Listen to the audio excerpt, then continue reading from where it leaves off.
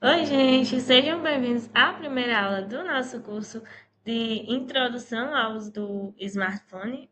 Nessa primeira aula, falaremos basicamente sobre o uso básico do smartphone e eu espero que esse curso contribua bastante para a formação de vocês, idosos ou pessoas que queiram entender mais sobre tecnologia e estão buscando realmente entender como funciona o smartphone, o computador e outros conteúdos que abordamos dentro do nosso canal. Antes de tudo, dê o joinha, o like, para que a gente continue gravando nossos vídeos e que esse vídeo chegue a mais pessoas. Deixe seu comentário no final do vídeo e compartilhe com outras pessoas para que o nosso projeto possa atingir um público cada vez maior. Nessa primeira aula, a gente vai conhecer o smartphone, como ele funciona, quais são seus principais botões e por que se usa o smartphone. E basicamente, você vai conseguir sair daqui já tendo a noção básica do que fazer logo quando você comprar um smartphone e até mesmo como você deve escolher o smartphone na hora que você for comprar lá na loja. Primeiramente, por que usar o smartphone, né? Existem várias razões que as pessoas utilizam, inclusive já é bastante óbvio, né, que para realizar ligações, mandar mensagens, fazer compras, hoje em dia com o mundo digital cheio de lojas digitais, Mercado Livre, Shopee, para fazer compras, ver as notícias, acompanhar, usar os mapas, estudar, ver videoaulas, como você está fazendo agora, fazer pesquisa no Google. Ou seja, para basicamente tudo. O celular se tornou um novo computador, só que de bolso e mais fácil de ser utilizado. É uma ferramenta fundamental, principalmente por causa das transações bancárias, que se tornou cada vez mais comum depois do período da pandemia, e onde é possível realizar o Pix, o famoso Pix, que as pessoas fazem seus pagamentos, também é possível gerenciar suas suas diversas atividades do dia a dia, você consegue manter conversas, manter redes sociais, você consegue pesquisar um determinado endereço, pesquisar uma determinada receita, você consegue ler livros também, ou pedir um Uber para passar, para pegar na sua casa. E, de modo geral, você pode pedir também delivery. Permitiu, de fato, avanço na qualidade de vida, porque há alguns anos atrás, por exemplo, não era possível fazer o que se faz hoje com o smartphone. E ver que essa tecnologia tem evoluído é importante.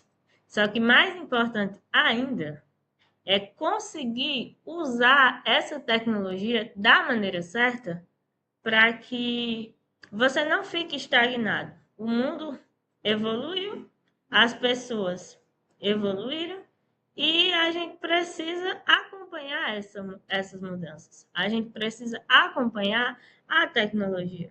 Então, para que você, que muitas vezes se sente perdido, porque eu não sei usar o meu smartphone, eu não sei como escolher um smartphone para comprar, então você está no lugar certo. Acompanhe os nossos vídeos, que a gente vai te dar um direcionamento, vai pegar realmente na sua mão para você entender como, como utilizar a tecnologia da melhor maneira e principalmente como se proteger, para que você não precise viver assustado, com medo de cair em algum golpe, porque é super possível se proteger e usar da maneira correta. Algumas partes do aparelho que a gente destaca são os botões, que o celular ele possui botões de ligar, botões de desligar e de aumentar e diminuir o volume. Esses botões vêm do lado esquerdo e direito do celular. E dependendo do modelo, da marca, eles podem vir posicionados em locais diferentes, mas basicamente o de ligar e desligar, eles geralmente é o mesmo botão, você pressiona ele fixamente e vai aparecer uma mensagem para desligar quando ele estiver ligado, ou então ele vai simplesmente se ligar quando ele estiver desligado. E tem também o botão de volume, que é com um comprimento maior, que se você apertar nele na parte mais acima, superior, ele vai aumentar o volume, enquanto se você clicar na parte mais inferior, ele vai diminuir o volume. Para você não ficar usando sempre com volume muito alto, ou então deixar o volume muito baixo. Aqui a gente tem um exemplo, essa imagem, ela basicamente mostra que a gente tem aqui ó, o botão de volume, a gente tem também o botão de ligar e o botão de desligar.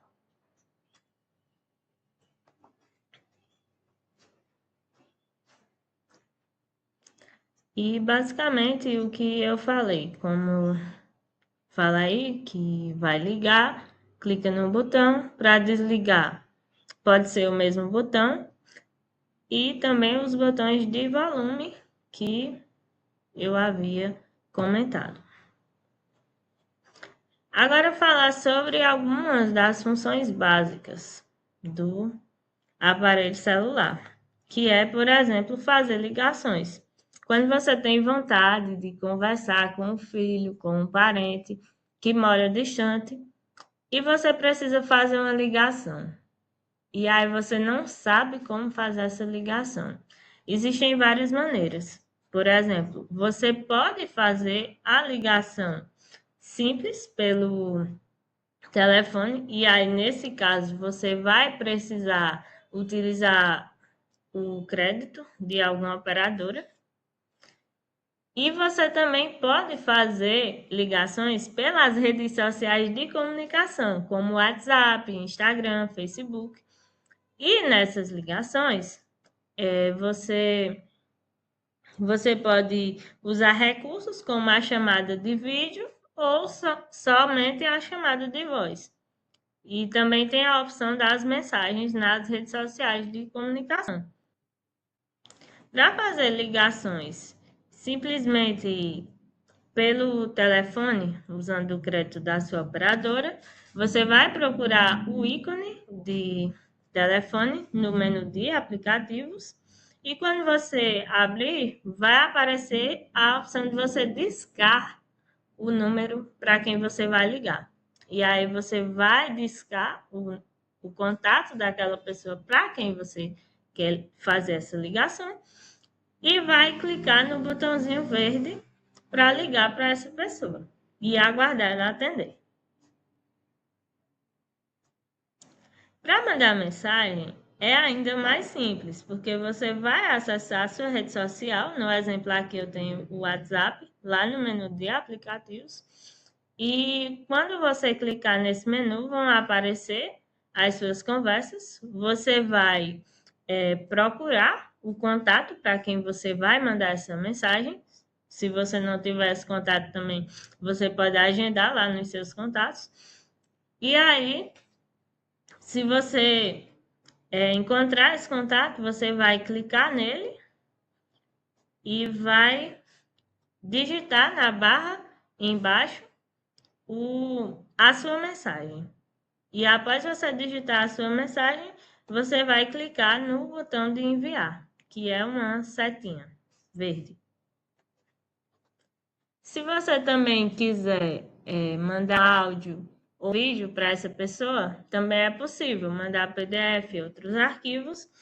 O WhatsApp ele tem essas opções e principalmente se você não sabe ler ou, por exemplo, tem alguma capacidade reduzida, você consegue interagir com as pessoas através dessas redes sociais de comunicação.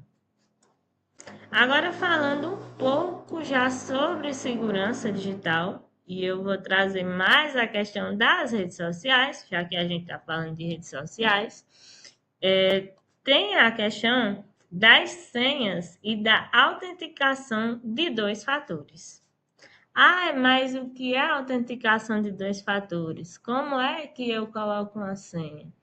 Isso é bastante importante. Pode até parecer uma coisa chata, uma coisa que é desnecessária. Ah, mas eu não vou conseguir lembrar de todas as minhas senhas.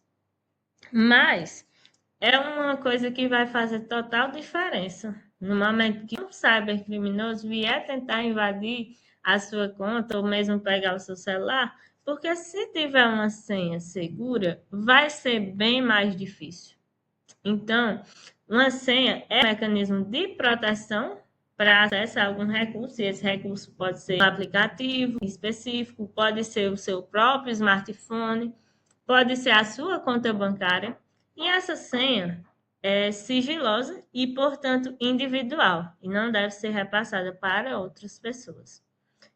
Para que a sua senha ela seja mais segura, algumas medidas são recomendadas, como, por exemplo, utilizar nomes que não sejam nomes de familiares, que não seja seu nome, que não seja data de nascimento, utilizar palavras mais difíceis de serem identificadas simplesmente por serem vinculadas a alguma coisa sua.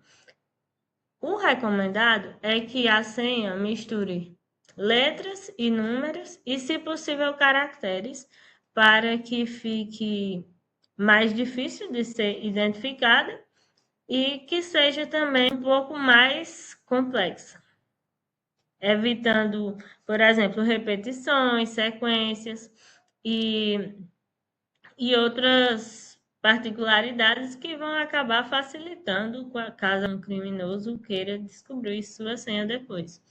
Como, por exemplo, muitas vezes a pessoa fazer o padrão lá, colocar só um L, ou, por exemplo, colocar o nome do filho, ou o nome do time que você torce lá na sua senha do celular, vai ficar muito fácil para qualquer pessoa desbloquear ele. Então, por isso que a gente recomenda que seja usado outra possibilidade. Outra coisa que é muito recomendada e foi até uma medida importantíssima de segurança também é conseguir usar a impressão digital e o reconhecimento facial como senha também, principalmente de contas bancárias, porque a partir dessa identificação, outras pessoas não conseguem ter esse acesso, apenas o próprio proprietário da conta. Então, isso é importantíssimo, principalmente se seu celular for roubado, por exemplo, de você só conseguir, por exemplo, acessar a sua conta bancária e fazer as suas transações utilizando a sua impressão digital. E é uma medida muito importante. Além disso, tem a questão da autenticação de dois fatores, que ela é usada nos aplicativos, principalmente nas redes sociais, onde é possível fazer o aplicativo, a rede social, ser aberto em outro dispositivo ou, quando baixado novamente após ser desinstalado, ele precisar passar por duplo fator de autenticação. E o que seria um duplo fator de autenticação? A senha é um fator de autenticação, mas é um fator. Você coloca a senha e já consegue acessar lá a sua conta. Quando você usa o segundo fator de autenticação, após você colocar a sua senha, você ainda não consegue acessar aquela conta. Você precisa passar por uma outra etapa. Isso dificulta a vida do criminoso, porque normalmente nessa outra etapa, ou você precisa saber de código, como é o caso do WhatsApp, que você precisa saber de um código de 6 dígitos, que é seu PIN, que você adiciona no momento que você cria a sua autenticação 2FA. Ou, por exemplo, em outros aplicativos, você utiliza o Authenticator do Google, você recebe, por exemplo, um código por e-mail que tem tempo de 5 minutos, por exemplo, para a validação, e isso vai adicionando camadas de proteção nas suas redes sociais, nos seus aplicativos, que vai acabar ajudando você a ter mais segurança no momento que você estiver utilizando as suas redes sociais.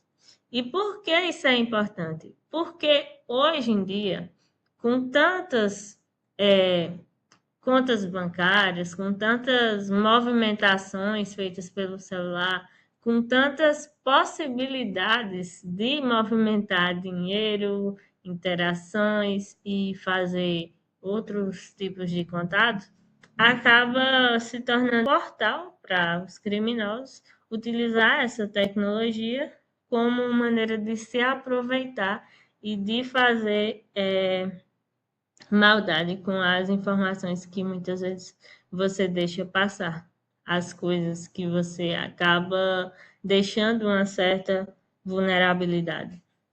Então, aqui ensina como é que você faz essa verificação no WhatsApp. Você vai entrar nas configurações, escolher a opção de conta, confirmação em 2 etapas, ativar, e aí vai pedir o código de 6 dígitos, que tem que ser um código único, que você vai lembrar, ele é numérico, e aí você coloca os 6 números que você achar melhor, de preferência que não seja 2, 3, 4, 5, 6, ou não seja sua data de nascimento. E aí, esses 6 números, se você acha que não vai lembrar, anote um papelzinho e guarde em algum lugar seguro, para quando for necessário, você conseguir utilizar. E aqui também, nessa aula ainda, a gente fala como identificar potenciais golpes que podem ser comunicados pelas suas redes sociais. E a gente define golpe como uma ação desonesta com o objetivo de enganar pessoas e obter vantagem financeira que utiliza manipulação ou engenharia social. E esse golpe ele pode acontecer de várias maneiras e no nosso caso a gente vai focar principalmente no online, porque como a gente está tratando de tecnologia da informação, enfim. Criminosos podem aplicar golpes, principalmente se passando por entidades de confiança. Então, muitas vezes essa pessoa ela se passa por banco, se passa por governo para lhe pedir informações confidenciais. Ela vai tentar te manipular, vai vir com questões de urgência, vai dizer que sabe seus dados e vai mandar mensagens falsas para tentar te ludibriar e te fazer cair e te fazer mandar seu dinheiro, baixar algum aplicativo que seja malicioso. E é importante que você esteja atento a todo momento, para que não seja mais vítima. Por exemplo, é muito importante você checar as mensagens que caem no seu celular, se elas são realmente de um portal oficial ou se podem ser de golpista. E sempre buscar outras fontes antes de acessar, por exemplo, o link que mandaram para você. Um link que o contato que é desconhecido, por exemplo, mandou para você. E existem formas também de você saber também se aquele arquivo ou link que mandaram para você seriam suspeitos. Isso a gente vai falar em vídeos posteriores. Um dos meios mais comuns também de identificar é a tonalidade do conteúdo das mensagens. Porque, por exemplo, as mensagens de fraude, as ligações, elas têm uma sensação de urgência. Por exemplo, a pessoa liga e fala que a sua conta bancária ela foi atacada, por exemplo, que foi feito um empréstimo no seu nome, e aí pede para confirmar suas informações, ou mesmo manda uma mensagem dizendo que o seu celular foi infectado por um vírus e manda um arquivo dizendo que é um antivírus para você baixar.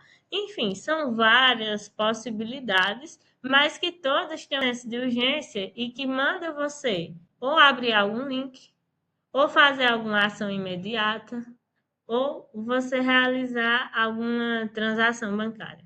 Nesses casos, é preciso que você tenha a atenção dobrada, porque, por exemplo, em golpes como phishing, a gente vê mensagens desse tipo, em que você recebe uma mensagem simulando como se fosse de banco, e aí na mensagem, nesse exemplo aqui, fala